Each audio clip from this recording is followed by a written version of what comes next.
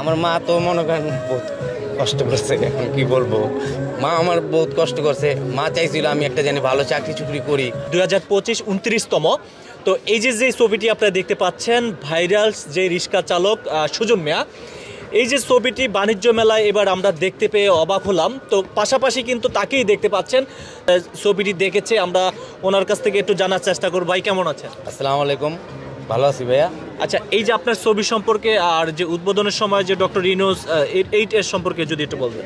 আমি তো ভাই জানি না ভাই, আমি আপনার মাধ্যমেই জানলাম ঢাকা বাণিজ্য মেলায় আমার ছবি আছে, গ্রাফি আছে। আপনি আমাকে বললেন, আমি আর বাসায় বসে থাকতে পারলাম না। আমি আজকে শুক্রবার, আমি সরাসরি ঢাকা বাণিজ্য মেলায় এসে পড়ছি। এখন আমি এখানে এসে শুনতেছি, এক ভাই বললো, মানে মেলারই লোক, উনি বলতেছে আপনার ছবি তো সবচেয়ে আগে দেখছে। এই ছবিটাই ডক্টর ইউনূস সাহেব আপনার ছবিটাই দেখছে। যাক দেখুক, আমাকে জানি সরাসরি ওনারা দেখে, আমি এটাই প্রত্যাশা চাই।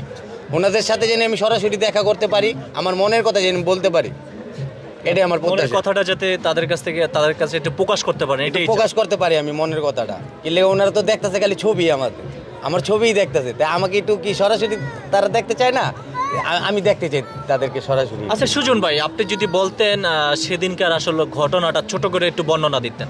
সেদিনকার ঘটনাটা কি ভাই, খুবই কষ্ট। মানে সেদিনকার ঘটনা শুনলে আমার তো খুবই খারাপ লাগে ভাই। আমি খুবই আতঙ্কর ভিতরে আসছিলাম সেদিনকার। আমার জন্য আতঙ্ক না, আমার দেশের ছাত্র ভাইদের জন্য আতঙ্ক আসছিলাম। আমি মরে গেলে কি, আমি একটা রিক্সাওয়ালা, আমি মরে গেলে কিচ্ছুই না। তবু দেশের ছাত্ররা যারা মনে করেন এই দেশটা চালাবে, এই দেশটারে মনে করেন সুন্দর করবে, তাদেরকে যদি মেরা লায়, সেই জন্য ভাই আমার মনে একটু কষ্ট আসছিল ভাই। তো আল্লাহ পাক তাদেরকে বাঁচাইছে, এই স্বৈরাচারের থেকে বাঁচাইছে। উনি স্বৈরাচার নাকি এটা দেশের মানুষই বলতেছে, কথা বুঝতে পারছেন ভাই। এই যে আপনার ছবি 64 জেলা এবং বাংলাদেশের বাইরে সহ কিন্তু ছবিগুলো দেখা যায়। আজকে যদি আপনার মা বেঁচে থাকতে হয়, তো আপনার সন্তানকে নিয়ে অনেক গর্ব করতো। মাকে নিয়ে আসলে কি বলার আছে? আমার মা তো মনে করেন বহুত কষ্ট করছে, এখন কি বলবো। মা আমার বহুত কষ্ট করছে। মা চাইছিল আমি একটা জানি ভালো চাকরি চুকরি করি, সারা জীবন রিক্সা চালাই, কি করবি। আমার মার একটা এই প্রত্যাশা ছিল, আমার মার দেশ গ্রামে আমার মার একটা ঘর তুলে দিতাম, আমার মায় থাকতো। এখন মনে করেন ঘরও তুলতে পারি না, আমার মায় থাকতেও পারে না। এখন আমার মায় নাই দুনিয়ায়। এখন আমার শাশুড়ি আছে, উনি আমার মা। শাশুড়িকে মা বলা যায়, সমস্যা নাই। উনি আমাকে খুবই আদর করে, ওনার ছেলের মতন জানে আমাকে। তো আমার শাশুড়ি অসুস্থ, ওনার জন্য আপনারা দেশবাসীরা একটু দোয়া করবেন। আমার শাশুড়ি খুবই গরিব, উনি খুবই গরিব। তবু গরিব বলে কী হয়েছে, ওনার মন বড় আছে। আমি সুজন মিয়া যখন ভাইরাল হয়েছিল, তখন হচ্ছে আমি নিজে কামরিঙ্গি চড়ে গিয়েছিলাম, ওনার বাসায় গিয়েছিলাম। আসলে ওনারা যে বাসায় থাকে, মানে সুজন মিয়া তো একজন রিক্সা চালক, বুঝতেই পারতেন সে আসলে একদম গরিব ঘরের সন্তান। আর সে কোনোভাবে একটা ছোটখাটো একটা রুম নিয়ে, 2 সন্তান না আপনার? না, আমার একটা মেয়ে। একটা মেয়েকে নিয়ে, আসলে মেয়েকে নিয়ে ভবিষ্যতে কি পরিকল্পনা? ভবিষ্যতে মেয়েকে একটা ভালো, যদি পড়াশোনা করায়, যদি একটা ভালো একটা পজিশনে দাঁড়া করাইতে পারি। রিক্সা চালায় তো আর পজিশনে দাঁড়া করান যাইব না, একটা ভালো চাকরি দরকার আমার। আমি যদি একটা ভালো চাকরি করতে পারি, আমার মাইয়াকে একটা ভালো জায়গায় আমি দিতে পারবো। রাইট। সেটাই আমার। পরে কি কারোর সাথে দেখা করতে পেরেছেন? না, আমি ওই যে সারজিদ আলম ভাইয়ের সাথে দেখা করছি একদিন। তার সাথে আমি মূলত 2 মিনিট একটু সময় পাইছি। উনি তো লৌড়ালুরির ভিতরে আসছিল।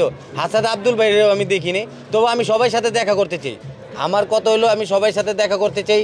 এই এখন ছাত্র সরকার আছে, এই যে ইউনূস সরকার আছে, তাদের সাথে আমি দেখা করতে চাই, তাদের সাথে আমি হাত মিলাতে চাই। আর আমার মনের কথা বলতে চাই, আমি কি করতে চাই তাদেরকে আমি বলতে চাই। ইউনূস সাহেব যেন এই ভিডিওটা যেন দেখা যেন আমার খবরটা নেয়। দর্শক সবাই ভিডিওটি শেয়ার করে দিবেন। আর এই যে মানুষটার ছবি 2025 সালে 29তম বাণিজ্য মেলায় কিন্তু তার ছবি দেখা যাচ্ছে। আমরা কিন্তু জুলাইয়ে যে চত্বর রয়েছে সেখানে কিন্তু রয়েছি। আমি যদি এই পাশে আপনাদেরকে দেখাই, বৈষম্য বিরোধী ছাত্র আন্দোলনের যে শহীদ আবু সায়েদ, তাকে কিন্তু এখানে দেখা যাচ্ছে। এখানে কিন্তু অনেক কিছু কিন্তু দৃশ্য রয়েছে। আজ সেই মানুষটার এখানে দাঁড়িয়ে আছে, দেখতে পাচ্ছেন। সুজন মিয়া সেলুট দিয়ে সামাজিক যোগাযোগ মাধ্যমে আলোড়ন সৃষ্টি করেছে। আসলে এই মানুষটার পাশে আইসা দাঁড়ান, এই মানুষটারা ভিডিওটা শেয়ার করে দিবেন, যাতে করে সে এখন রিক্সা চালাচ্ছে আর উনি একটা ভালো চাকরি পায়, ওনার মেয়েকে মানুষের মতো মানুষ করতে পারে।